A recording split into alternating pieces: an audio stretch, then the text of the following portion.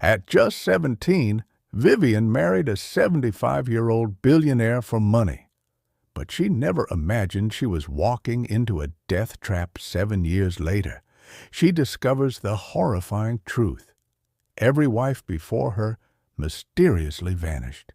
And she is next, a mother on the run, a billionaire desperate to silence her, a family torn apart, and a ritual secret that will shake the nation.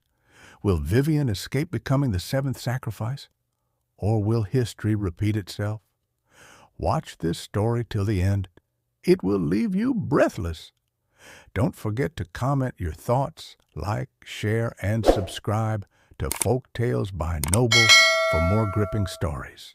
At 17, Vivian Okolie was the kind of girl people noticed before she even said a word. With her caramel brown skin that held a natural glow, long silky hair that bounced with every step, and a smile bright enough to make strangers look twice, she was the quiet storm of her school, gentle, admired, and always on the verge of fame. Her Instagram page was already gathering momentum. Teenagers envied her. Young boys adored her. Her beauty and rising influencer status made her the conversation of every classroom, corridor, and street corner, but nothing, absolutely nothing, prepared the town for what came next. The rumors began subtly. Did you hear? A billionaire bought Vivian an iPhone. I heard he gave her 5 million naira just for upkeep. Is it true she now flies in private jets? At first, Vivian denied everything. She giggled shyly when classmates asked, dodged questions, and shrugged like it was all meaningless gossip. But then, one day, a convoy of black SUVs rolled into the school compound. Doors flew open. Men in crisp black suits stepped out. Bodyguards, the kind only politicians and superstars had. They walked straight to Vivian's classroom. Her teacher paused mid-sentence as the tallest guard said, "We're here for Miss Vivian Okolie." Silence swallowed the room. Vivian, too shocked to breathe, stood slowly as all eyes turned to her. The guards escorted her outside, where the newest model of a luxury car awaited, a car she had only seen in movies.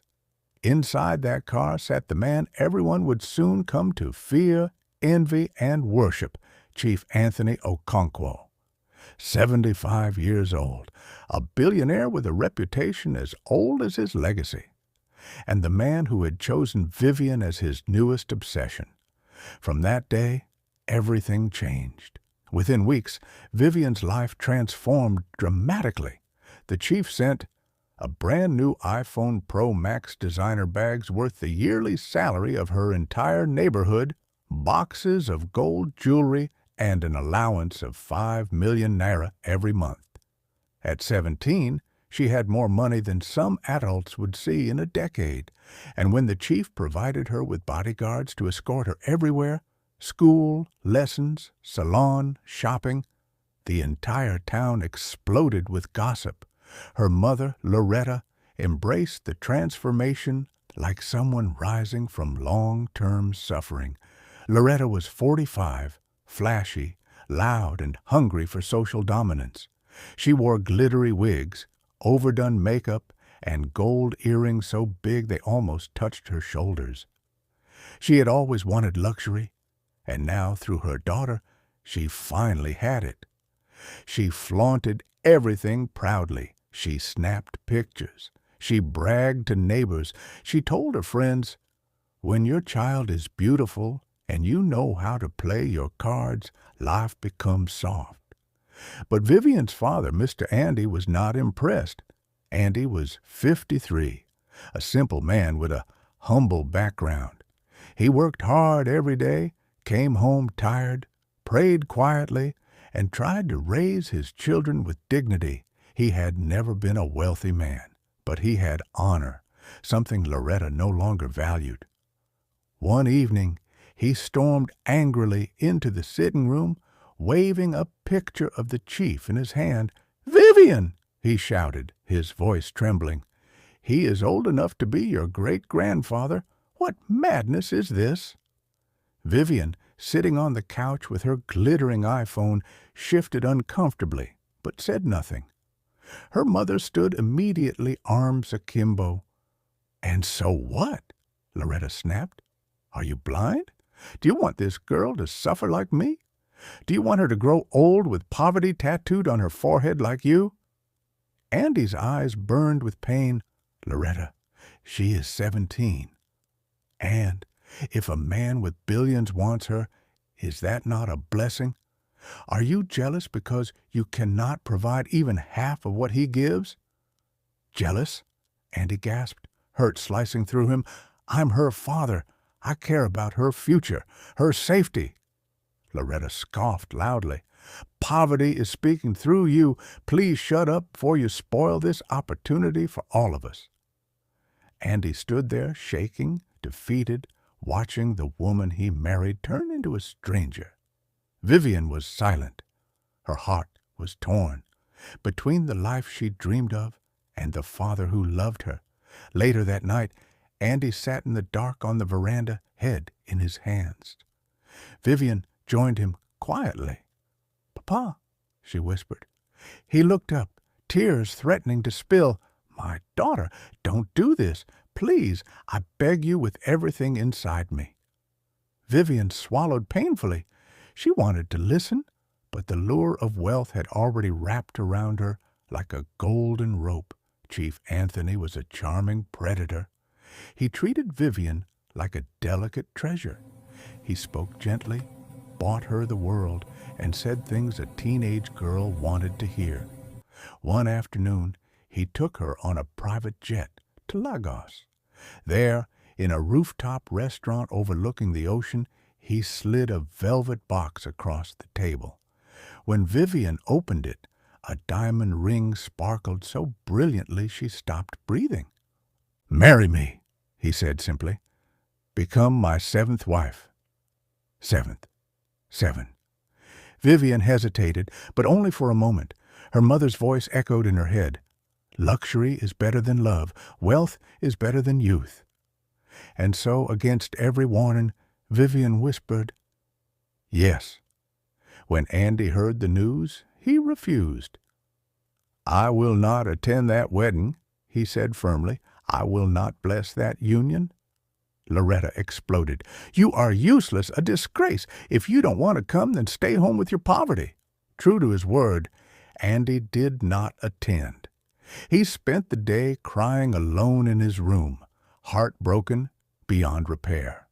Loretta, refusing to allow embarrassment, hired a random middle-aged man to pose as Vivian's father during the ceremony. He wore a cheap suit, smiled awkwardly, and walked Vivian down the aisle as though she were his own daughter. The wedding was beyond extravagant. Politicians, millionaire businessmen, celebrities, traditional chiefs, luxury cars, cameras flashing nonstop. The hall glittered with gold and white. Vivian, in a diamond-embedded wedding gown, looked like a living doll, young, beautiful, and painfully out of place beside the 75-year-old billionaire groom. But she forced a smile. The cameras loved her. The guests cheered. Money flowed like water. Yet Andy wept in his quiet home, whispering, "Vivian, my daughter, what have they done to you?" Within 24 hours, Vivian became a nationwide sensation. Instagram exploded with her wedding pictures.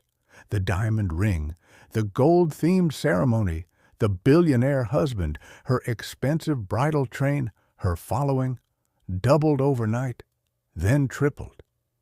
Vivian embraced the publicity like fuel. She posted private jet selfies, videos from Dubai, expensive breakfasts in Paris, diamond jewelry close-ups, designer clothes stacked like groceries. Her captions were bold, unapologetic.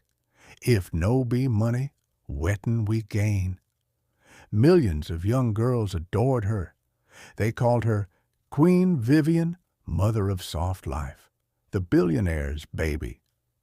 Pages posted her pictures daily. Relationship blogs called her the luckiest girl of the decade. Teenagers began praying for a destiny like hers. Some even said they wished they could marry a billionaire at 17, too. Vivian became the face of luxury, fame, and soft life overnight. She had money, fame, influence, a mansion, servants, cars, jewels. Everything she once dreamed of except peace. Because whenever the cameras went off and the lights dimmed, she remembered her father's warning. She remembered his words echoing through the night. "Vivian, this is madness." Sometimes she caught her reflection in the mirror and realized she didn't recognize herself anymore. Yes, she was rich. Yes, she had power. But behind her glamorous smile lay a quiet ache, a small voice whispering that something about this marriage didn't feel right. But she silenced that voice because she was now part of a world where questions were dangerous. And besides, she was too deep inside the golden trap to climb back out. 7 years slipped by like shadows moving across a silent wall. What began as a fairy tale of wealth and luxury had slowly transformed into something darker, colder, and full of uneasy whispers. Vivian Okonkwo was now 24, still stunning, still glamorous, still admired by millions online. Her caramel skin gleamed effortlessly. Her beauty had matured into a richer, more refined elegance. Her 2 children, both charming, both resembling their father, had made her a loving mother and an icon of soft life on the internet. But beneath the expensive smiles, beneath the glittering diamonds, beneath the curated Instagram posts, Vivian felt something changing, not in herself, in him. Chief Anthony Okonkwo, her 75-year-old husband, now 82.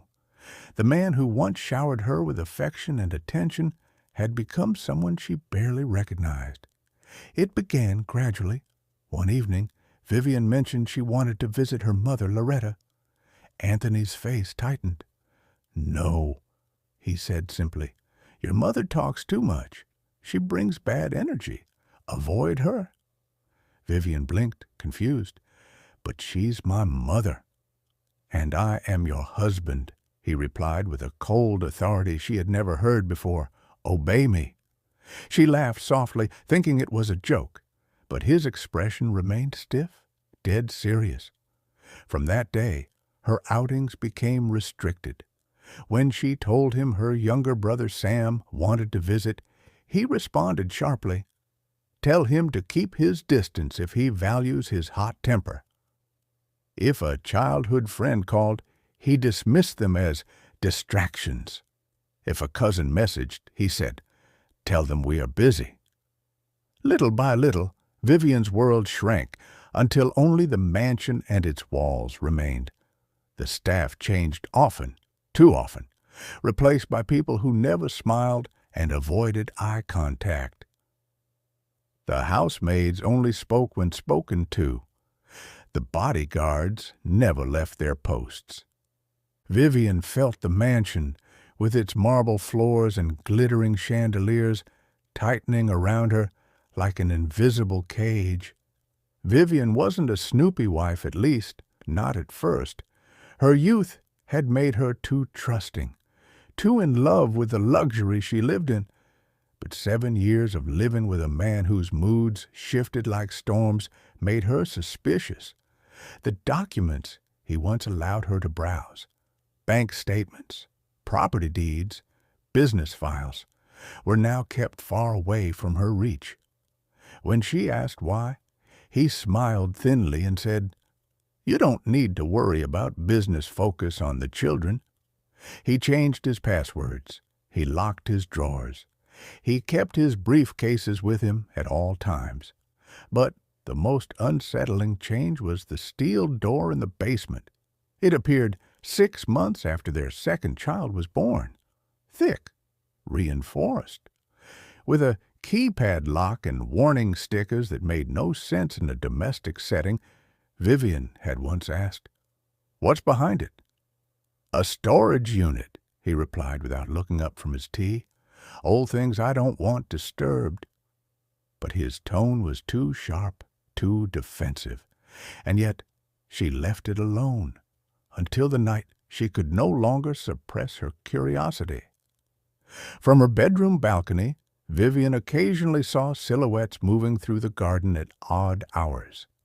Sometimes 3 men, sometimes 5, all wearing dark robes with hoods covering their faces. They entered through the back gate and disappeared into Anthony's study. She once tipped a housemaid to ask who they were, but the woman looked terrified and muttered, "I don't know, madam. I don't want to know."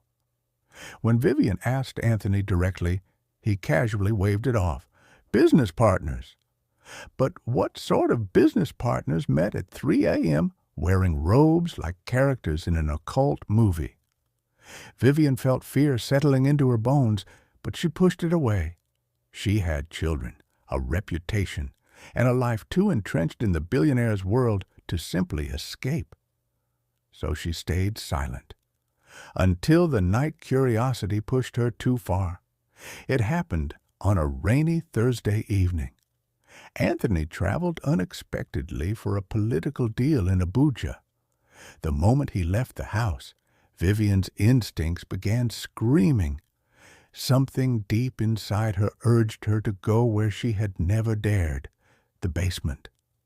She waited until midnight, when the children were asleep, and tiptoed down the long, echoing staircase leading to the basement corridor. Her heart thundered as she reached the steel door. To her shock, the keypad was blinking green, unlocked.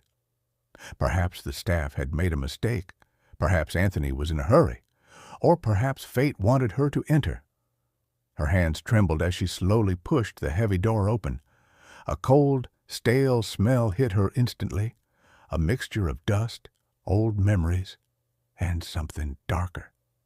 She stepped inside. A single dim bulb flickered to life, revealing the contents of the room. At first, she saw boxes, old shelves. Maybe it really was storage. But then, her eyes caught something on the far wall. Frames, 6 of them. Each one held a woman's photograph. A smiling bride, elegantly dressed, standing beside a younger version of Anthony. Vivian's breath froze. Below each photo was a small gold plaque bearing a name and year. Ada, 1989 BC, 1997 Lillian, 2005 Ngozi, 2010 Amina, 2014 Rita, 2015 6 wives, 6 marriages, all before her. But she knew this already. He never hid that he had been married before. What he never told her was how those marriages ended. Then she saw something that made her knees almost buckle. Under the framed photos were glass cases, each containing a wedding ring, a piece of clothing, a perfume bottle, a purse, a pair of shoes, items belonging to the wives, arranged carefully, preserved like relics, displayed like trophies. Vivian's heart raced violently. Her voice whispered, "What is this?" She stumbled forward, eyes filling with tears. On the shelves below were stacks of newspapers, each wrapped in plastic. She pulled one out with shaking hands. The headline hit her like a blow. 1989. Wife of billionaire goes missing. Another newspaper? 1997. No clues as Bessie disappears mysteriously. Then, 2005. Another wife of Chief Okonkwo vanishes. 2010. Case closed. No body found. 2014. 5th wife of billionaire reported missing. 2015. Rita disappears. Husband claims she ran away. Vivian dropped the last newspaper, gasping. Her heartbeat was too loud. Her vision blurred. Her body felt ice cold. Her husband's wives didn't leave him. They vanished, all 6 of them, every single one, and now she understood the timeline. Every few years, a wife disappeared. She whispered to herself, horror gripping her soul. I'm number 7. I'm wife number 7. Before she could process anything, a cold voice echoed behind her. Looking for something, Vivian? She spun around, heart leaping into her throat. Chief Anthony stood in the doorway. He shouldn't have been home yet. He wasn't supposed to arrive until the next day. But there he was, tall, imposing, dressed in a dark agbada, his walking stick in hand, his face expressionless, but his eyes burning with fury. Vivian took a step back. Anthony, I can explain. No need, he said calmly, shutting the steel door behind him with a click that echoed like a death sentence. He walked slowly toward her. Curiosity, he continued, is why the others lost their lives. Vivian felt the world tilt around her. He stood close now, leaning his face near hers, speaking in a chilling whisper. Don't become number 7. Vivian's body went numb. Every muscle froze. Her voice died in her throat. He smiled, a slow, controlled, terrifying smile. Now, he said softly, go upstairs. The children need their mother for now. Vivian walked past him mechanically, her entire body trembling, tears welling in her eyes. When she reached the staircase, she dared to look back. Anthony stood in the basement doorway, staring at her with an expression that promised one thing. Her time was running out. Vivian did not sleep the night she discovered the truth she couldn't. Every time she closed her eyes, she saw the framed photos of the 6 missing wives. She heard her husband's cold words, "Don't become number 7." By dawn, her mind was made up. She would not die in that mansion. She would not wait for her children to become motherless. She would not be another news headline. She packed her bags quietly, only the essentials, grabbed her 2 children, and slipped out through the back gate with shaking hands. The sky was still dark when she left the compound, the air cold with betrayal and fear. Even the guards didn't suspect a thing. Vivian had spent years pretending to be obedient, years smiling, years nodding, years hiding her fear. They were used to her silence. They did not expect rebellion, but she had chosen survival. Vivian had millions saved secretly in an account under her influencer management name. Money she earned from brand deals, PR shoots, endorsements, live shows, and partnerships over the years. Anthony had never taken her income seriously. He didn't care about small money. He had no idea how much she had accumulated. It saved her life. Before noon that day, she purchased a fully furnished 5-bedroom luxury duplex in Lekki Phase 1. The agent didn't believe it at first. You want to pay in full today? Yes, Vivian said, her voice trembling but firm. Today. With 2 sleeping children on the back seat of her SUV and her heart pounding loudly against her ribs, she signed the final document. The house smelled of new paint and fresh marble tiles. The air was crisp and safe. A sanctuary. Vivian locked the doors, closed the blinds, and slid down to the floor, hugging her knees, crying like her heart was breaking in 2. She had escaped. But the war was only beginning. It took only 3 hours for the news to leak. A neighbor from the old mansion posted on X, formerly Twitter, Vivian Dawn move out Dem say she and Chief get big wahala. Platforms exploded: Instagram, TikTok, X, Facebook, YouTube, blogs. Everyone wanted to know why the teenage soft-life queen had abandoned her billionaire husband. Some said, maybe he cheated. Maybe she's tired of old man. Maybe she done chop money finish. But then Vivian posted a cryptic message on her Instagram story. "Peace is better than gold that kills." And the world caught fire. Comment sections stretched into tens of thousands. Every gossip blog made it headline news. People set reminders for updates. But the most explosive moment came when Chief Anthony responded. The billionaire sat in his massive living room, surrounded by the finest furniture money could buy. The TV lights reflected off his gold-framed glasses. He spoke calmly, with the confidence of a man who owned judges, police, and politicians. "My wife," he began, "is mentally unstable."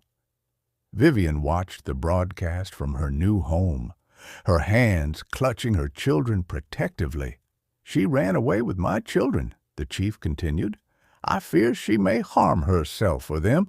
I am trying to get her help. Please, Nigerians, pray for my family." The interviewer nodded sympathetically. The billionaire smiled softly. The world leaned in. Vivian almost threw her phone. "Mentally what?" she screamed, shaking with rage. The man who threatened to make her number 7 was now painting her as insane. It didn't take long for Vivian's mother, Loretta, to respond. A girl from the neighborhood recorded her shouting in front of their house in hysterics. "Anthony Okonkwo," she screamed at the camera. "You, this old man, you will not kill my daughter. She is not number 7. The video spread like wildfire, made headlines, went viral. People began whispering, "Number 7? Number what? What happened to the other wives? Is something going on?" Speculation grew. Fear spread. Stories resurfaced. Old rumors awakened. The billionaire's PR team scrambled to control the narrative, but the worst was yet to come. Vivian's younger brother, Sam, hot-headed and fiercely protective, couldn't keep calm. He went live on Instagram, pacing the sitting room like a lion ready to pounce. "Make that man touch my sister again," Sam growled, pointing at the camera. "I go end am. Do you hear me? I go finish am." The live garnered nearly 40,000 viewers within minutes. Sam had no idea he had just signed his own punishment. Vivian watched the video with shaking hands. "Sam, no. Why did you do that?" But it was already too late. At 2:13 a.m., the entire Okolie family house shook with the pounding force of fists. "Open up, police!" Andy jumped up from bed. Loretta screamed. Sam tried to run, but the police poured in, armed, aggressive, ruthless. "Where is Sam Okolie?" Before the family understood what was happening, Sam was dragged out of the house, thrown on the ground, and beaten with rifle butts. Neighbors watched helplessly. Loretta cried and grabbed the officers. "Stop, please, he didn't do anything." An officer shoved her roughly. "Your son threatened a billionaire's life. He is under arrest for attempted extortion and threat to life." Andy held on to his wife, tears streaming. "Please, he is just a boy." Sam's voice echoed through the night as they handcuffed him. "You touch Vivian again, now you go die." They hit him again. This time harder. Vivian received the news from her mother's frantic call. "Vivian, they have taken Sam. They are killing him." She broke. She screamed with a sound that came from her soul. The sound of a woman losing everything at once. "This man wants to wipe out my entire family," she cried, collapsing to the ground. Her children woke up, crying beside her, and she held them tighter than ever. By sunrise, Nigeria was divided into two fierce armies. Team Vivian.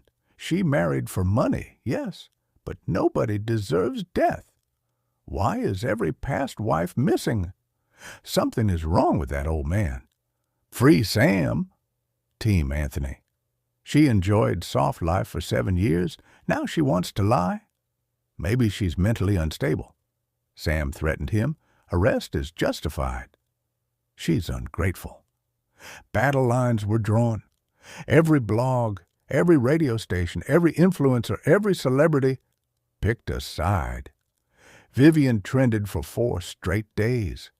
The pressure mounted so fast that even government officials were forced to comment. Chief Anthony moved fast. He filed a petition demanding custody of the children, claiming, "My wife suffers hallucinations and paranoia." He hired private investigators to dig up dirt on Vivian. He paid bloggers to call her a gold digger who wants pity. He sent men to watch her house. The first time Vivian noticed the black SUV following her, she nearly crashed her car. The second time, she broke down crying in the supermarket. The third time, she started receiving anonymous texts. "Go back to your husband. You cannot win. Don't end like the others." But the final blow came when her CCTV cameras caught 3 masked men creeping around her compound at 3 a.m. One carried a crowbar, another carried rope. The last one tried to disable the camera. Vivian watched the footage and collapsed onto the couch, shaking uncontrollably. She finally admitted the truth. This is no longer marriage. This is war. The first time Vivian heard the word sacrifice in connection with Chief Anthony, she had dismissed it as social media exaggeration. But now, with masked men prowling her gates, strange cars trailing her at night, and her brother Sam rotting in a cold police cell, she knew the truth. The man she married at 17 wasn't just a billionaire. He was a predator. And the 7th wife's clock was ticking. At 2:13 a.m., her phone vibrated. A familiar name flashed on the screen. Dad. Vivian froze. Her father, Andy, had barely spoken to her in 7 years. Not since the day she chose money over her family. Their last conversation ended with him walking out of their home with tear-filled eyes, whispering, "One day you will remember you're Andy's daughter." Now he was calling. Vivian answered with trembling fingers. "Daddy, open your gate. I'm outside." Her chest tightened. She tapped the security screen. There he was. Andy, older, thinner, his eyes sunken from sleepless worry. He clutched a dusty file under his arm. She ran to him, and the moment her arms wrapped around him, she broke. 7 years of pain, pride, and regret came pouring out. "Daddy, I'm sorry." She sobbed. Andy held her tight. "No need for that now. Your life is in danger, Vivi. We don't have time." He held up the file. "There are things I need to show you." Andy's voice trembled as he explained. "Chief has a private office, the old one he abandoned years ago. If there's anything that can save you, it's in there." Vivian swallowed hard. "You want me to go back there?" He nodded. "This man destroyed our family. He jailed Sam. He threatened your life. If we don't get proof, you'll never be safe." The fear inside her mixed with a rising fire. "Let's go." They drove through the night in Andy's old Toyota, blending into the darkness where luxury cars would have drawn attention. The city slept as father and daughter approached Chief Anthony's abandoned estate. An eerie colonial mansion swallowed by weeds, and silence. Vivian's hand shook as she pushed the creaky gate. "Daddy, what if there are guards?" Andy exhaled. "If there were, we wouldn't be alive right now." They slipped inside, dust-coated everything. Spiderwebs hung like shrouds. The air smelled of old secrets. Andy led her to a thick mahogany door. "This is it," he whispered. The door was locked, but Andy brought out a small hammer and metallic pick. Vivian blinked. "Daddy, when did you learn to break locks?" Andy smirked faintly. "I was a carpenter before poverty humbled me." Click. The door opened. The office was pristine, too pristine. It looked untouched by time. A polished desk, leather chair, framed certificates, and, at the far end, a metal safe built into the wall. Andy kneeled beside it. "Help me with the light." Vivian switched on her phone flashlight, illuminating the safe's keypad. "Daddy, do you know the code?" "No, but I know the man," Andy muttered. "He uses one number for everything." He typed 1972. The year Chief started his first company. The safe beeped unlocked. Vivian's breath caught. Inside they found secret property deeds, photos of missing wives, USB drives, leather-bound diaries, bundles of foreign currencies. But the most disturbing object chilled her blood. A wooden box containing 6 wedding rings, each engraved with the name of a wife, each carefully preserved like trophies. Her stomach dropped. "Jesus," she whispered. "Daddy, he really killed them." Andy closed his eyes, grief tightening his jaw. "There's more," he murmured. He handed her a heavy book, Chief Anthony's private diary. "Vivian, brace yourself." Her hands trembled as she flipped through pages filled with red ink. Her eyes widened. The diary detailed ritual circles, blood ceremonies, dates of disappearances, the name of a secret brotherhood, instructions for renewal sacrifices, the location of hidden altars. But one page made her knees give way. A date circled in red, July 19th, 3 months from now. Below it, 7th wife, final stage. Her blood must be pure, young, and willing. She cannot suspect until the 3rd moon. Vivian's heart shrieked inside her chest.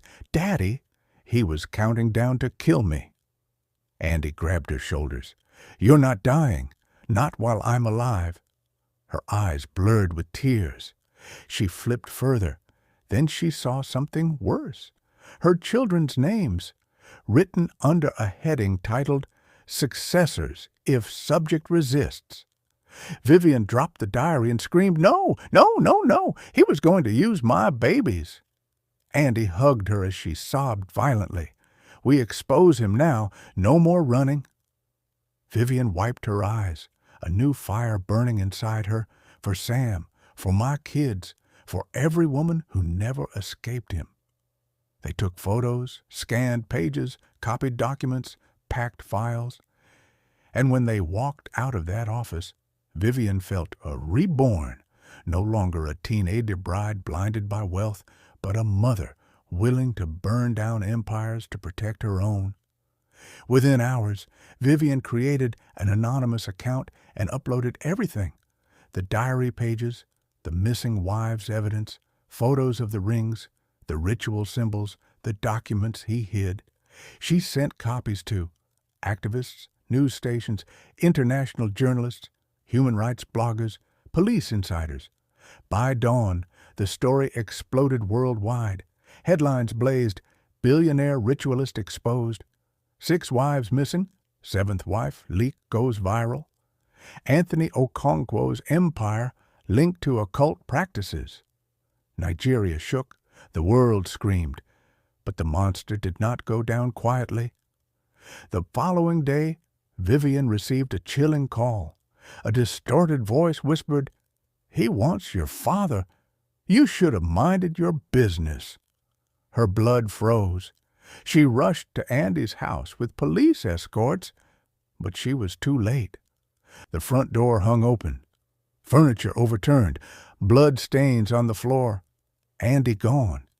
Vivian screamed until her voice cracked. "No, Daddy, please!" Her grief became rage. Enough was enough. That night, masked men arrived at her Lekki mansion. They poured fuel around her gates. A flaming bottle smashed against her balcony. Vivian grabbed her children, hid them in the safe room, and called the police. Sirens blared. The fire was contained. Neighbors recorded everything. The internet roared again. How far will this billionaire go? Is this woman safe? protect Vivian. But Chief Anthony wasn't done. The next morning, security guards at her children's school called, "Madam, some men say they were sent by you to pick the children." Vivian felt the world spin. "Don't let anyone touch them."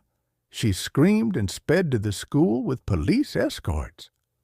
She held her babies tightly, crying as the men escaped. She had reached her breaking point. Vivian made a decision. "I'm ending this tonight." With police, activists, journalists, and undercover operatives, they located Chief Anthony's secret estate in Ogun State, a massive compound surrounded by forests, guarded by men in black. Media drones hovered above, police positioned around the gates. Vivian stepped forward. "Open it," she whispered. The gates burst open. Chaos erupted. Guards scattered. Police stormed the compound. Journalists streamed footage live. Vivian ran toward a small building at the back, an underground bunker. Inside, she found the ritual altar exactly as the diary described. Candles, blood-stained stones, robed mannequins, incantations carved on the floor, and Chief Anthony, sweating, panicking, trying to flee through a secret tunnel. "Anthony!" she shouted. He spun around, shocked. "Vivian, you foolish girl, do you know what you've done? You have destroyed the legacy of kings." Vivian's voice was steel. "You murdered women. You tried to kill me. You wanted my children." Rage distorted his face. "You were chosen. You were meant to die for something greater." "Not today." Police burst in. Chief Anthony clutched his chest and collapsed, his heart giving out as the altar was exposed to the world. The empire of blood fell. Vivian collapsed beside her children, sobbing, "Mommy is here. Mommy is safe. I promise."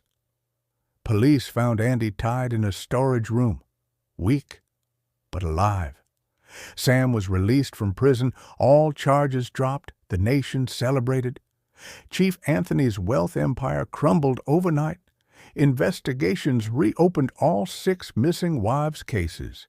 His brotherhood was exposed, and Loretta, the mother who pushed Vivian into the marriage for money, faced public shame, ridicule, and regret of a lifetime. 3 weeks later, Vivian stood before cameras, her father and children beside her. Her voice was soft but powerful. "I chased money and nearly lost my soul. No amount of wealth is worth your life. I survived what 6 women did not. I'll spend the rest of my life fighting for girls pressured into dangerous marriages. May their voices never be silenced." The world applauded. Vivian walked away, no longer a gold-digger bride, but a survivor, a mother, a warrior. The last wife lived, and she would never be silent again.